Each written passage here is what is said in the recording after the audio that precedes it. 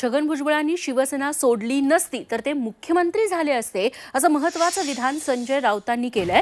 भुजबळ आमच्यासोबत असते तर त्यांना मुख्यमंत्री पदाचा टिळा लावला असता असंही राऊत म्हणाले। संजय राऊतांच्या या विधानामुळे राजकीय चर्चांना उधाण आलंय।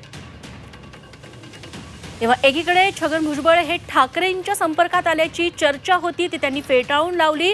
त्याच्या पाठोपाठ लगेच संजय राऊतांचं हे विधान येणं यामुळे पुन्हा एकदा राजकीय वर्तुळाच्या भुवया उंचावल्यात। ज्याने ज्याने शिवसेना सोडली आहे, ज्याने मग त्यांना 40 वर्ष होऊ द्या, 50 वर्ष होऊ द्या, ते राजकारणामध्ये त्यांच्या राजकीय आयुष्यात कधीच स्वस्थ आणि शांत झालेले नाही।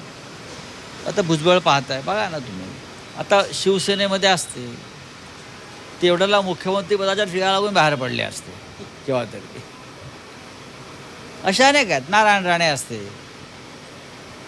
एकनाथ शिंदे, हे सगळे अस्वस्थ आत्मे आहेत।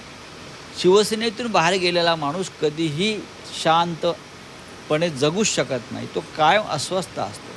हे अस्वस्थ आत्मे म्हणून, भटकते आत्मे म्हणून, लटकते आत्मे म्हणून फिरत असतात।